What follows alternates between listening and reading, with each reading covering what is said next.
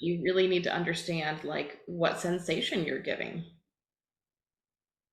I know old school, when I first got into the scene, they're like, you have to be a sub for like 2 years before you can even think about doming, but that's sort of the old guard mentality. I don't know if it Yeah. needs to be that extreme, but you do need to have an idea of what you're doing to the person.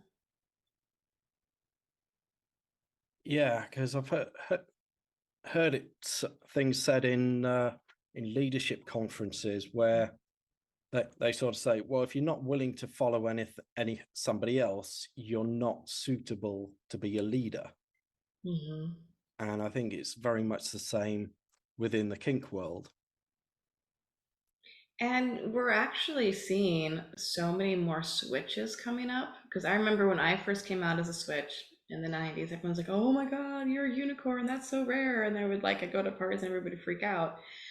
And now I go out and like you're meeting just so many people who identify as a switch. And I think part of that is because we're loosening like the strict definition of masculine and feminine these days, and we're having an opening because it was tied to one or the other, or people were going into the extremes. But I just think that we're realizing that we all have the ability to be in both roles, and that we're allowed to flow between both roles, and it's okay for people who think that they need to be in charge or doms. It's okay for them to like receive every once in a while.